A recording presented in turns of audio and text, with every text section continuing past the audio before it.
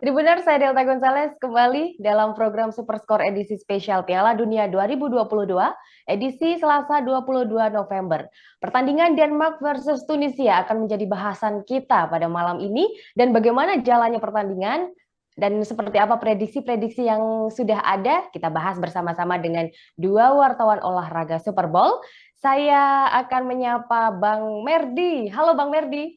Halo, selamat siang. Baik, terima kasih Bang Merdi sudah bergabung dan halo juga Bang Rusna Janur, apa kabar? Semangat pagi, Mbak Delta.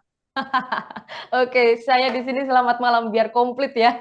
Oh, Oke, ya kita sekarang akan membahas Denmark versus Tunisia. Langsung saja saya ke Bang Merdi dan juga Bang Rusna di sini terakhir bertemu 2022 ya dalam laga persahabatan di Jepang dengan kemenangan Denmark dengan skor 2-1. Tentunya rebutan 3 poin akan sangat menjadi krusial di laga kali ini. Seperti apa pendapatnya, Bang Merdi?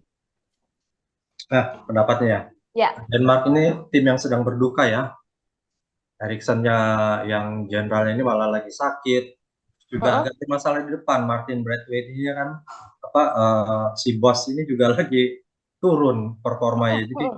Hi. agak agak apa sih posisinya apa kondisinya ini pusing gitu. Jadi orang yang diharapkan itu malah sakit. Heeh, Terus heeh. di depan tengah ya kan jadi kan si Eriksen ini kan benar-benar jenderal benar-benar top scorernya Denmark. Jadi Ya. pemain yang orang yang apa jantungnya itu motornya Denmark benar malah sakit. Terus berharap ke depan ada Martin.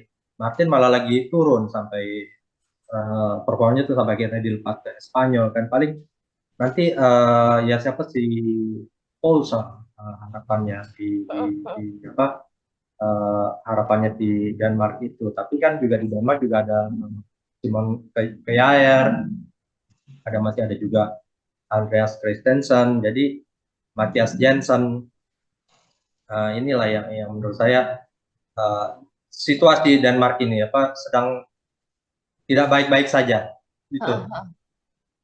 Oke, oke. Seperti sudah dijelaskan Bang Merdi baru saja, Denmark sedang tidak baik-baik saja. Nah, lantas kita beralih ke Tunisia. Bang Janur, seperti apa Tunisia kali ini ketemu dengan Denmark? Ya, uh, saya rasa ini laga yang sangat krusial bagi Tunisia. Kalau mau pengen lolos ke babak selanjutnya harus menang, gitu ya. Artinya karena di grup D ini kan ada Prancis dan Oh, Australia selain Denmark dan Tunisia. Jadi kalau lawan Prancis saya kira susah menang gitu ya. ya. Artinya kalau ini bisa ngambil 3 poin, kemudian Tunisia akan kemungkinan besar mengambil 3 poin lagi dari Australia. Heeh, heeh.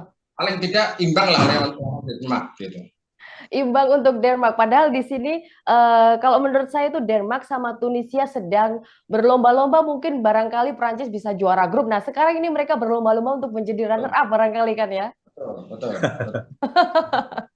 Oke, dan di sini saya ke Bang Merdi nih catatan di Denmark ya. Denmark sangat diunggulkan ketimbang Tunisia pada laga kali ini. Namun prestasi terbaik mereka di Piala Dunia selama ini hanya sampai perempat final dan itu pun terjadi di tahun 1998. Nah, untuk Piala Dunia 2022 kali ini mampu gak sih mereka melaju lebih jauh lagi? Tunisia ya, apa Ya, Denmark ya, untuk Denmark, Bang ya Merdi. Denmark ya, ya itu makanya sedang tidak baik-baik saja. Jadi memang apa ya? Tapi ya memang saya tetap masih optimis. Jadi karena yang dihadapi itu adalah Tunisia. Tunisia itu Afrika, tapi tidak seperti Afrika Afrika yang lain. Jadi menurut saya Tunisia tidak terlalu superior sekali. Jadi berimbang lah di apa masih mampu lah Denmark yang tidak baik-baik saja menghadapi Tunisia Ya.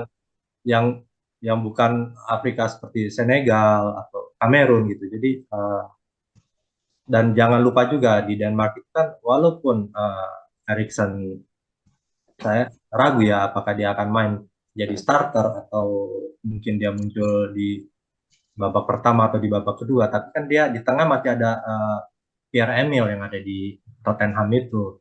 Terus dia juga masih ada apa si Thomas Delaney ya, Thomas Delaney Ya. Villa. Nah, inilah Betul. jadi menurut saya yang menarik itu nanti di dua pemain ini, apakah mereka bisa menjadi supplier yang baik untuk prediksi saya nanti ke depan itu nanti yang akan main jadi ke depan itu si Yusuf Poulsen. Mungkin Ya. Martin Braithwaite itu akan duduk di bangku cadangan. Saya tetap masih mengunggulkan siapa si Denmark ini timbang Ya. dia yang menurut saya uh, bukan Afrika yang superior itu. Mm-mm. Dan apalagi terlebih skuad Denmark juga diisi oleh pemain-pemain yang kualitasnya juga lebih bagus daripada Tunisia. Dan Ya. tentunya menurut saya kepemimpinan Simon Hayek akan menjadi yang unggulan di sini nantinya. Oke, Nah, Bang Janur di sini, Tunisia tidak terlalu diunggulkan, tapi justru mereka memiliki rekor tak terkalahkan di 7 pertandingan di tahun ini, di tahun 2022, sebelum kalah melawan Brazil di September kemarin. Nah, skuadnya juga tidak jauh berbeda dengan Piala Dunia 2018 ya untuk Tunisia, namun juga kali ini ada pemain yang memiliki dua kewarganegaraan. Apakah pemain ini akan memberi dampak besar untuk membawa Tunisia berjaya di Piala Dunia 2022? Ya, betul Mbak Delta. Apa Ya. namanya? Skuad Tunisia ini kan hampir mirip dengan skuad 2018 kemarin. Mm-mm. Tapi jangan lupa ada beberapa tambahan yang naturalisasi kayak timnas Mm-mm. Indonesia banyak naturalisasi. Terutama Hannibal Mejbri. Ini pemain Tunisia berdarah Tunisia Perancis. Ya. Karena mungkin dia kesempatan bermain di Prancis lebih kecil, dia akhirnya ke Tunisia. Dia adalah pemain Manchester United yang saat ini dipinjamkan di Birmingham. Birmingham City. Ya, sangat menarik. Nanti apakah pelatih Jalel Kadri ini akan menurunkan dia sebagai starter? Gitu. Jangan lupa Tunisia itu datang ke Qatar bukan tanpa modal. Tunisia datang dengan status juara Piala Kirim. Memang turnamen lokal ya atau Jepang Cup ya Piala Jepang gitu ya. Tapi di situ juga diikuti oleh Chile dan Ghana yang juga serta Jepang sendiri yang juga lolos ke putaran Ya. final Piala Dunia. Ya. Menurut saya sih masih ada peluang untuk membuat kejutan Tunisia. Ya. Tapi bukankah Tunisia memiliki rekor buruk saat bertemu dengan tim dari benua Eropa, Bang Janur? Betul, itu kan terjadi di Piala Dunia yang digelar di Eropa. Kali ini kita di Piala Dunia di Qatar dengan suhu udara yang cuaca agak panas gitu ya. Mungkin Tunisia lebih dalam tanda kutip lebih nyaman gitu. Artinya kalau Ya. pelatih Jalal Kadri ini menginstruksikan untuk memforsir kemudian bermain agresif, barangkali ada peluang mengalahkan Denmark.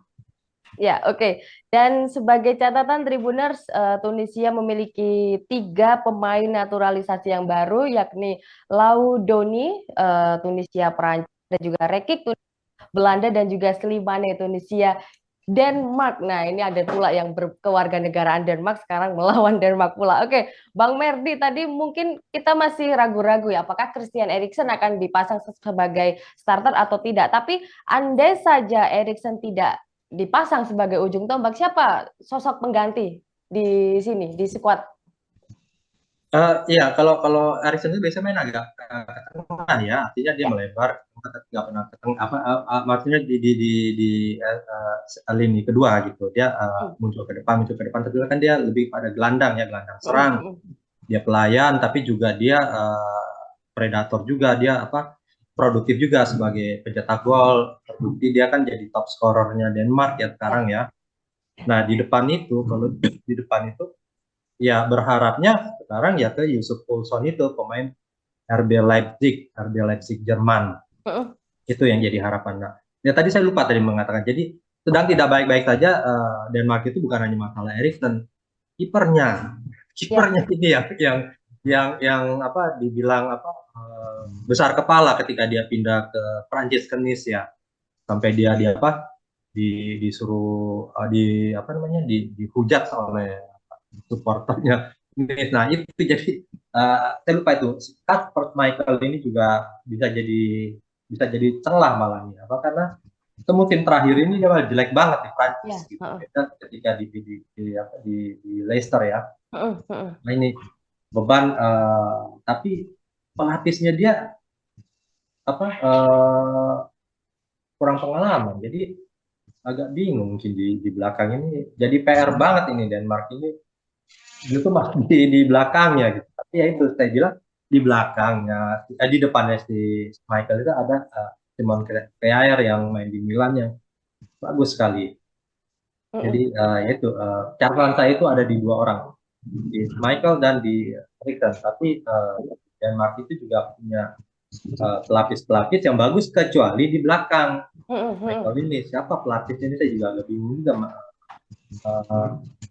Eh, Siapa ya yang kalau misalnya Michael nggak tidak tidak tidak on fire, siapa Oliver Christensen atau Terperompas. si Ronald gitu. Oke, Catatan jadi dari saya. Oke, memang Kasper Schmeichel juga sedang tidak baik-baik saja di Leicester ya. Oke, dan Di Nice. Sekarang kan dia pindah di Prancis. Nih. ya, oke. Itu dia dari skuad di Denmarknya sendiri. Saya ke Bang Janur. Lantas siapa ini pemain kunci dari Tunisia? Tadi mungkin sudah disebut ada Hannibal Mebri. Nah, mungkin ada nama lain mungkin yang bisa dibawa oleh Jalel Kadri di pertemuan bersama Denmark ini. Ya, betul.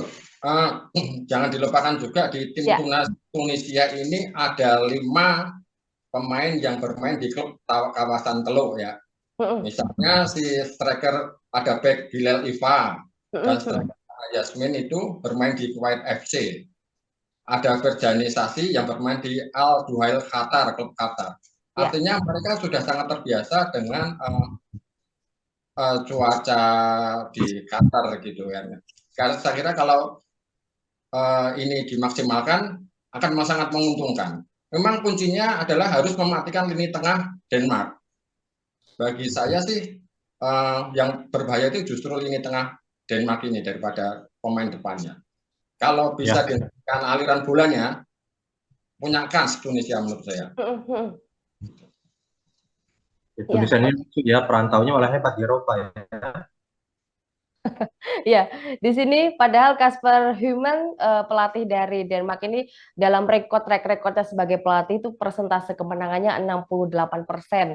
Nah, menurut Bang Janur bakalan seperti apa nih nanti? Apakah Tunisia bakalan lebih menyerang atau malah justru bertahan bahkan berubah formasi mungkin di tengah-tengah pertandingan?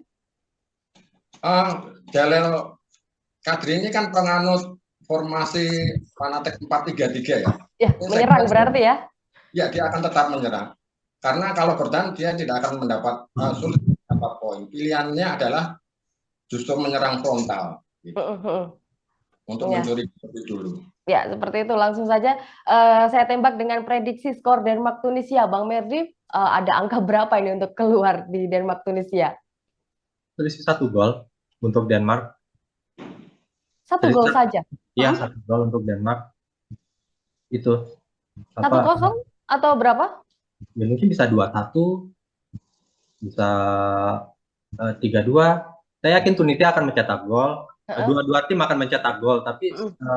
selisihnya menurut saya satu satu gol aja. Oke, 2-1, 3-2.